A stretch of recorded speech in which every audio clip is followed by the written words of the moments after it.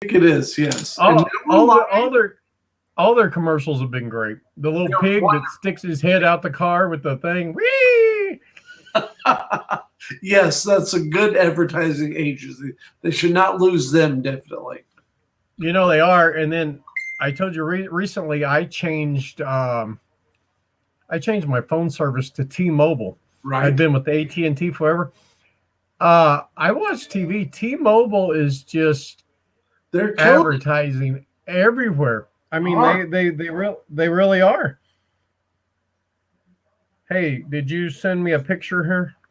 I've sent you. I've involved a lot of pictures today about my band. I want to tell the story of my band and how you factor into that. You and Brad Price. Okay, Okay, let her so rip. anyway, I want to tell Let her you that rip. my band was called Glasnost. We came up with that name because we saw it in Rolling Stone magazine. My teacher, Mr. Hartman, who was just the biggest, most fun guy ever. He came into Crane in 1988, 87, and was such a big influence on everybody, young and male, and probably females too. Really, really influenced a lot of people. And he came in, and for whatever reason, he started. I don't know why it made me think of it, but there was a day when we just decided we're going to form a rock band. We picked out a. I think we were in Mrs. Bennett's um, math class, and we I had a copy of Rolling Stone, and a page fell open and it said Glasnost. I didn't know what it was, but I thought that's the name. And then I opened the next page, and there was this condom ad that said, "No Ramses, no sex, I mean it." And so that's the album.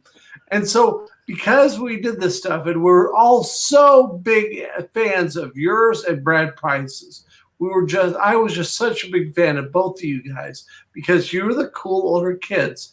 And I remember Brad at some point, you loaned me your what was that, 4-track recorder, which was awesome. Fostex. Yes. And Fostex, X, I think it's. yes. And then Brad Price, let's also say this is a good time to share this. And because we got to talk about Donna Skaggs and Ruby, that's what this all gets to eventually. I'll tell you all how it works. But we came up with this idea. We really never intended to have a concert, but I knew enough. And I wanted to see this as part of rock and roll. I wanted to do it professionally, and what that meant in 1987 was we had the first concert. The first thing that we did was record an album in my basement, and that was right before Christmas in 1987. And the reason we did that was we recorded these. We had 10 songs. We recorded them on a cassette tape that we then sold to people that wanted whatever they wanted. We had artwork. We did everything semi-professionally, but absolutely DIY, shall we say now. Now, then we went ahead and recorded a second album the next year. We were much better by that point, and my friend Kevin Harris wrote the great song Dead Kitty, which is still a pop classic. And so we did that one. And then, for whatever reason, I have no idea why, when we got ready to write the third one, which was called Existentialism and Botulism, that was our third. The Anorexia was the second album. And the third album was Existentialism and Botulism. And basically, we recorded it. We brought in a new singer, Sean Calden, who was a really great comedian and singer, just really, really, really great singer. And basically, for whatever reason, we came up with the idea. We told Mrs. Vincent, we said, we should do a concert for Glasnost to raise money, like for telethon. And for whatever reason, Mrs. Vincent agreed to that. She said, okay, let's do it.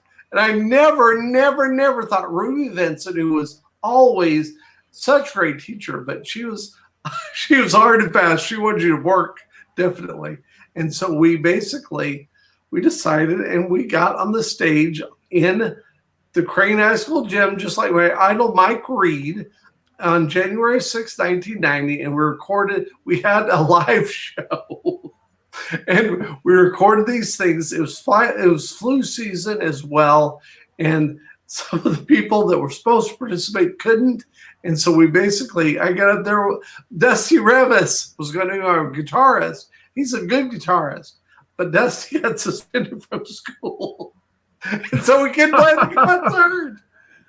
Talk about the big deals that happened in rock and roll. That was what our guitarist was suspended. And so I had to, play the guitar.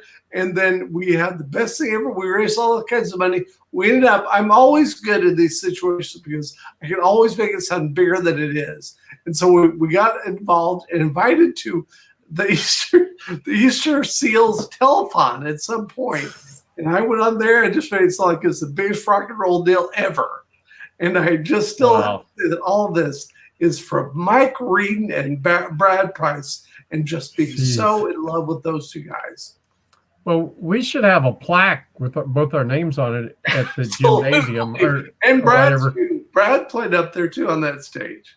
Did you ever go in the old gym? I don't know what's there now. Did you ever go, if you're looking at the stage, did you ever go upstairs over to the absolutely. Right, where all the band uniforms were? Yes. Wouldn't it be nice to have some of those? Those things are like Sgt. Pepper's Lonely Hearts Club Band. I mean, I definitely stole a few of those. I definitely I made some 5-figure discounts on this stuff because it was such cool stuff every day in that place. And that school, if you did not come out there, you had the best time ever. It was just the best thing ever. I love that. It was those, being in the band, they'd send us up there, find a uniform that fits. It's like there's like 10,000 of them up there. Exactly. And it's like, then you had to get those little plastic hats to wear. And it's like, and back in those days, it's like, well, and actually as old and stupid as they looked, they were pretty classy looking out on the street marching. Absolutely. And I remember as a first trumpet guy, though, I always lined up all the way to the right and edge. And then I had to always look to my left at my line of trumpets to make sure they would all stay in step. And I was kind of a perfectionist at everything. And I don't even remember who he was, but I had some kid that played trumpet, and he would march right left of me. And I'll never forget in the Springfield homecoming parade one time, I kept going, whatever his name was, hey, get in step now, get in step. And finally, I just hauled off and punched him in the shoulder, not in the face, but in the shoulder. Almost knocked him down. Right. And and he just looked at me, and I said, "Get in step," because I thought this is already it's already kind of. We actually one time at the Ozark or at the Christmas parade in Springfield. I mean, we were pretty cool dudes back in those days, and I'll never forget me and I forget who the other guy, one of the other guys in the band. We actually picked up some girls while we were in the parade because they were there. They were there sitting on their car hood watching us, and we were like, "Hey!" And they were like, "Hey!" And they followed us down to the end of the parade, and I don't remember who they were. I just, I won't even. So much of the stuff that we did. I want to say again to share the show because I'm learning because this Donna Skaggs, not Donna Ross or anyone like that. Donna Skaggs has told me so much stuff about how to help her stuff, and she wants to help me make a podcast for or she wants me to help her make a podcast for the Savings Jenkins Bridge, and that's a deal that number one we really want to do that because what a great bridge that is, and we really want to save that bridge in all its glory. And I know how to help them make this stuff, get it started. They really need to do that. They definitely do. Here's my girlfriend, Brandy. Come here. Okay. Oh, you can't see her. She's a dog, and she's there. All right. Anyway, she's a big white golden doodle. Yeah. And she got a pain pill today, so she's a rock and roller now. Hey. Right. Yeah, it's man, I'll have to tell you, I've came into some on our project here in Branson. Right. I've came up with some things in my mind that, oh my gosh, some things that I've got to figure out how to make them different. Exactly. I came up with some stuff. I came up with it while I was trying to go to sleep last night, and then I couldn't sleep. I couldn't sleep most of the night. Yeah, this is just some stuff. I'll tell you about it. That, and then I did my big infectious disease meeting today. Yes. I always throw this stuff in because some people they wonder what I'm doing with my leg. Right. And that's the one when I was in Springfield, that infects, they were the one that, well, you're going to have a disease. And if it happens to go up through your ankle and your leg and your foot and it goes all the way up to your heart, it'll kill you. I said, well, I talked to my friend upstairs. I'm on his ball team. And we talked about it. And we said, let's go for it. Yeah, if it happens, it happens, know. But anyway, this lady today, she never mentioned anything like that. Right. They did in my little bone. There's an infection disease. They call it a disease, but it's in the heel bone down there. It's not huge, but I knew that. I already knew something was down there. That's what made the sore happen. Right. And she said, I got to put you on some antibiotics. She goes, and let me see the one that your wound doctor put you on. I go, that one. She goes, yeah, you can keep that at the house. You might need it someday. But she goes, forget that one. Don't do it anymore because it's not going to do anything. Really? I said, okay. I thought, well, that's cool because that's why the wound doctor sent me to this lady because she knows. So she goes, well, we looked at the culture and everything that we took out there. And she goes, there's actually like 5 or 6 different strands of this right there together. I mean, that's medical talk. To me, it's just some infection. But anyway, she goes, are you allergic to anything? And I go, penicillin. She goes, well, that's the main antibiotic we need to give you to kill this stuff. Yeah. I go, well, I've been allergic to it since I was like 5 years old. So she goes, why? What did it do? I said, it made my arms swell up. My mom said she had to take me to the doctor or the hospital. Yes. I go, can't we just go ahead and try it? Maybe it don't affect me anymore. She goes, no, we can't. She goes, well, I got 2 others. She goes, an antibiotic, would you want to have somebody come to your house and do it? And I, no. Well, she said, would that be an inconvenience? I said, yeah. And she goes, well, if you come here to the hospital, to Cox, you had to do it 7 days a week. Wow. I go, are there not pills? She goes, would you rather try the pills? I go, well, yeah. Exactly. Yeah. And she goes, well, I've got 2 different pills I can give you. You got to take them the full, whatever, how long you take it. Antibiotics, you got to take them until they're over. She goes, take these, do some more blood work in a couple of weeks so we can see how they're doing. She goes, is your wound doctor, is he getting down in there and really cleaning that good all down in the sore? Or that's not a sore, but whatever. I said, yeah, he's really good. She goes, because that's a lot of it right there. And she goes, then come back and see me in a month. We'll see what's happening. She goes, with these 2 antibiotics, it might just get rid of all that down there. It's a lot better than having your foot sawed off, definitely. Well, I was scared about going there today of what they would say because I was already prepared to go, no, you're not taking my foot or my leg. Right. No. And you're not even going to talk me into it. Okay. What'd you say? McDouble? Well, okay. Yes. No. But so then she said, now this is what I said from the beginning. Okay. I get frustrated with the medical field, but sure. She says, if worst scenario, if something happens and we try antibiotics, I mean, I'm seeing this is going to last for a little while trying to get this stuff done. Sure. And you know how medically stuff, how that works. And she goes, if worst come to worst and we had to go down in there to where your little heel bone is. Right.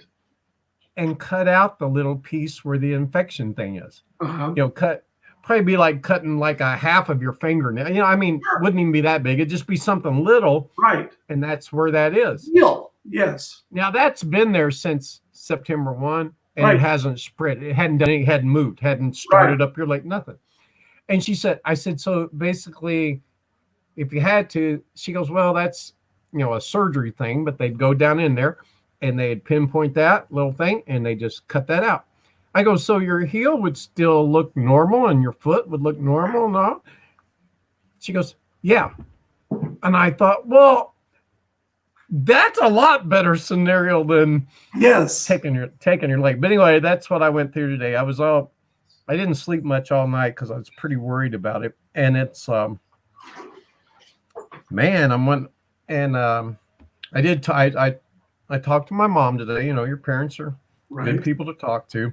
That's good. And I was telling her that I wanted to call, probably going to call Big Mike and talk to him about some of this stuff.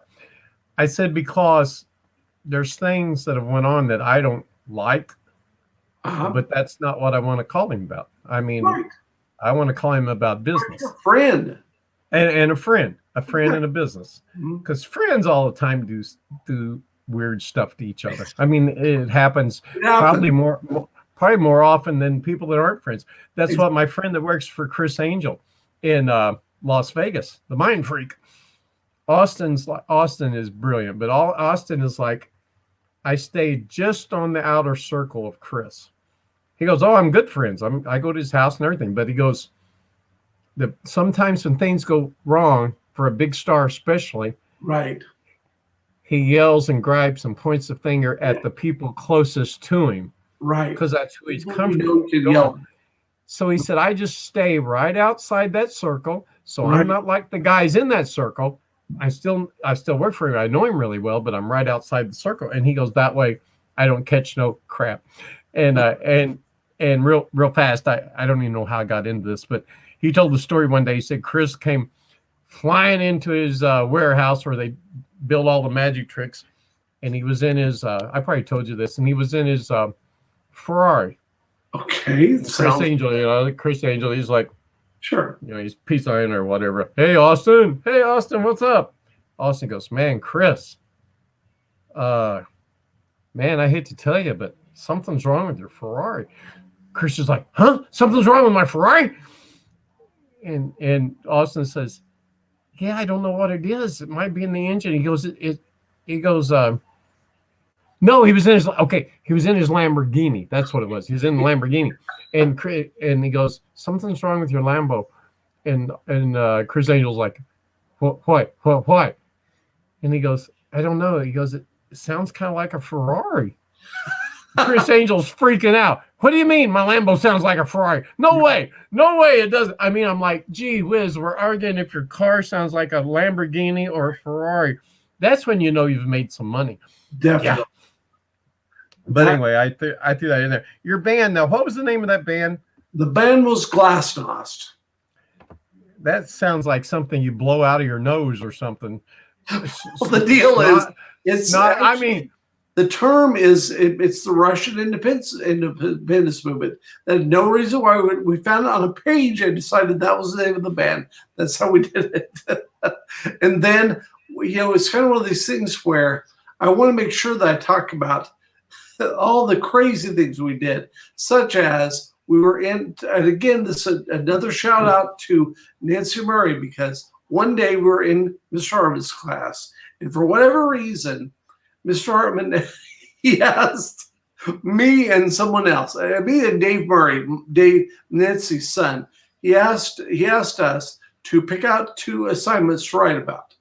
And so anyway, for whatever reason, Dave went up there and he wrote, why Dr. Grace Gardner is my favorite doctor.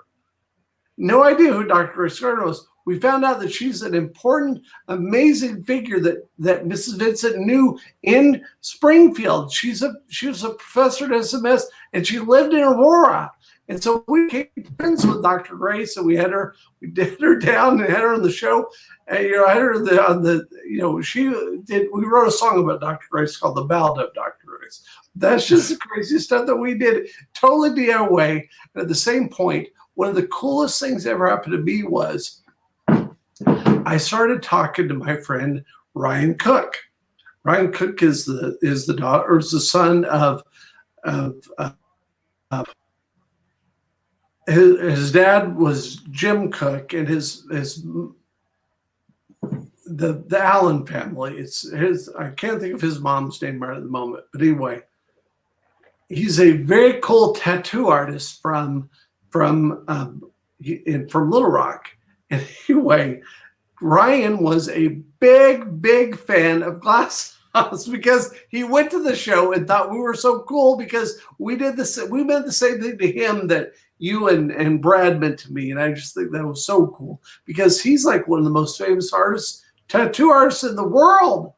And we influenced him. It's so amazing how that happens. Well, you guys look like a band. I mean, especially from that time period, you guys fit right in. We had you were young, you had that look. I had the face, just all. We did it right. We acted like a band. Were you playing a Les Paul? Is that what it was? I was doing the first two albums. That was Les Paul from about 1974. And then I played a Telecaster by the time. I was so stupid. I should have kept that Les Paul. I didn't. I traded it. You know, the things I should have done. I should have never traded the Les Paul because I traded my Buddy Holly Memorial like cut down that my dad got for me. So I made a lot of bad guitar trades those years. Well, you know, like I said, I had Les Pauls. Whatever one I had. What Les Paul did I have? And it was Sunburst. And it was old because the guy at Third Eye Music. Yes. Tom Whitrock. His brother, if he's still alive, had a guitar store in Houston, Texas called Rockin' Robbins or something like that. And he would find guitars for Gary Richrath from REO Speedwagon. Absolutely. And Tom all over the nation, definitely. Well, and Tom wanted me to sell that guitar, you know, because my brother would love to get that because we know right where to go. But you know what? I never really liked Les Pauls. I thought they were just kind of too heavy. They're heavy. Now I have one now that's black and it looks just like a Les Paul. Right. But it's not. It's a Keith Urban. Whenever he put all of his guitars out on HSN and all home side. And you know what? This guitar plays great and it's beautiful. And when I tell somebody, they go, "What kind of guitar is that?" I go, "Keith Urban." They go, yeah, that's a piece of junk. Well, somebody like Keith Urban, even though he's got them out there to sell, he's not going to put a bad product out that's stuck on his name. And I bought a black acoustic with a cutaway and this one that's black that looked like a Les Paul because I got them both after Christmas was over one year, whenever these were all the ones that they had left over, you know, special sale. And I think the one that looked like a Les Paul, I got it for something like $110 or something like that with a case. And the same thing with the acoustic because they were just basically Christmas. They sold all of them that anybody was going to buy. And after that, let's go ahead and move them. And they're nice guitar. I like them. I would not be afraid to play them. Yes. And on stage. But that was my Les Paul story. It was very nice. And I think I'm sure it's something. I started out with the best guitar that my dad bought for me specifically from Tom. And then I traded down, made worse and worse trades all the way down. And Tom made money on the whole thing. Yeah. It's I had a guitar that I loved as much as any. And it was I used to buy a lot of stuff Brad was saying up in Lebanon, a thing called love that. Mike Morgan Music. Yes, and I would buy stuff up there because I think it's Brad. No, it was who's the guy in Texas? Rob. Oh, I don't know. No, our friend in Texas that used to play with Rob Adams. Yes. Yeah. I think it was him. Said he pulled in there one day and. There might have been Brad. If somebody pulled in, they said there it was on the bulletin board, the Dixie tour bus with you guys all standing there. There's your picture. But I had bought a Peavey, and it was kind of purple, but it had lines in it, kind of like not tiger stripe, but they were just kind of hazed in there. And this guitar, I love this guitar, and I don't. You know, I'd take this and trade it for this and this and that. Absolutely. I used to. Do you remember the Ovation guitars? They were called the Breadwinner. That was their electric one. It was kind of looked like a shark fin. Had one. I had so many cool guitars that I don't know why I ever got rid of them, but it was. I could kill myself for each one of those trees. I'm telling you, it happens though. It does. Well, and like I told you, I've got one room in my house I've been here a year. It was supposed to be the music room and the magic room. Right. And it is nothing but a bunch of boxes packed, crammed full of magic stuff. And Right. there's, like I said, I think there's 26 guitars or 24 guitars, 2 banjos. I mean, it's just, there's not room for anything in there. I mean, but every guitar I still have, they all have a story behind them. Why I have them. So I don't mind at all. Yeah, you guys. Well, how did the band fall apart then? We didn't fall apart. We just graduated, and because I went to college, and that's a good line. We didn't fall apart. We just graduated. Well, the deal was that my roommate freshman year, Scott Levine, became such a fan of Jose Chicken, the song that my friend Sean Carlton and I wrote. And we made up myths about this song and played it all year long. So we still stayed into my college career, but the legend of Jose Chicken by Sean Carlton definitely lives on. Those songs, that's cool. But I have found in the Cigar Box Guitar gang and the guy Mike Snowden that I bought a nice one from that's down in Georgia. Terminology. Mike Snowden, all of his stuff he writes, when you do Cigar Box Guitar, it's considered blues. Right. Whatever you want to call blues. I mean, sure. But every song he writes, I mean, in the Cigar Box in that era, all those guys that write stuff, it's just these songs they write, I mean, they're so stupid, they're good. I mean, Mike's got one on there. He goes, yeah, I was out eating with my buddy one night and his wife, and he said she was having some drinks and she was getting kind of stupid, and my buddy just looked at me and goes, man, is your wife, is she getting a little blitzed there? He goes, oh man, she's just drunk on gin. He goes, that, and his buddy goes, that's a song, and he's got this song, she's drunk on gin, and he's got songs like that are, oh my gosh, but that's kind of cool. And I was going to look at the time. Starlight Express was a big Andrew Lloyd Webber thing that was out. And when they were in Vegas, it was all done on roller skates. I mean, a big stage that had Circle 8. It was very cool. And they had a song called, it was a blues song that the one guy, he was supposed to be an old train, and he sung it. And it's your typical blues song because it said, well, the second line of the blues is always the same as the first. Well, the second line of the blues is always the same as the first. By the time you get to the third line, you're already back to the first. And I was like, look, the way you sung it, yeah, the second line was the same as the first. Exactly. The second line. And in blues, you can do blues. It just doesn't matter, One of the things I do on Cigar Box I have a lot of fun with is Depeche Mode. Reach Out. What was it? Reach Out and Touch Faith. Personal Jesus, yes. Personal Jesus.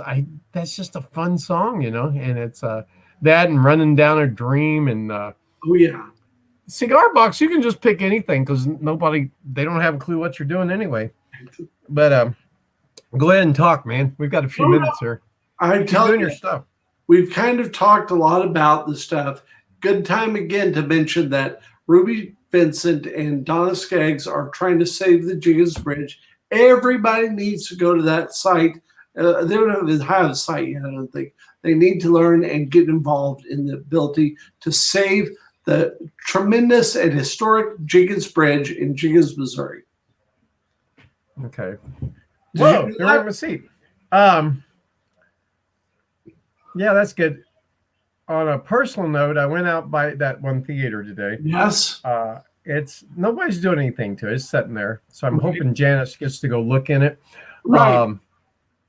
I went up by the Lawrence Welk Theater. She said she thought it was empty. It's way too big. It's just huge. Exactly. And you got to know where you're going to get to it. Right. And then she also said Wildwood Flower used to be building Janet Daly's. Right. Sure. I'm sure that's the thing I told you about was a supper club and they put a stage. In fact, I think I played there one time. and I think Benny Mahan played. There's a name from Springfield. Love that guy. Definitely a Springfield I legend think as well. I think Benny played me. Because Benny was so funny. Now he reminds me of Soup. They were cut out of the same cookie cutter, but Benny Mahan, because he told me at that place, he said, "I'm putting a band in here because they want a band for the summer, whenever that was." Right. I said, "Well, how'd you get this?" I said, "Do you even have a band?" He looked at me. He goes, "No." He goes, "I go out and find a job, Right. and I find out what they want. What kind of band you want? Well, we'd like to have about a 5-piece band that could do like island music." Right. Oh, well, that's what I got. 5 guys. That's just what we do. Is Right. it really? Oh yeah. He goes, and then they'd hire me, and then I go find the guy because he goes, I live in Springfield, so I go find the other 4 Sure. guys that wanted to do the gig. But he was funny. He goes, I don't think I've ever had a band when I got a gig. I got the gig, and then I went and put the band Right. together. Sure. And Benny Mahan, like everybody said, that cat could have been somebody big. Right. Because how many rock songs out there have had Benny Mahan's name pop up in them, Sure. you know? So, And so but that's again, this is the 4 o'clock thing I do with Every Day with Mike Breed. We're doing a 5 at 5 with Jackson from Mother Meat from St. Louis. And so we're doing that. But again, I'm just so excited about everything going on. And I love that Laura Ritter is helping all this stuff. Booking people, this stuff is all coming together beautifully. So again, Knee Deep in Rubber, come in tomorrow. Knee Deep in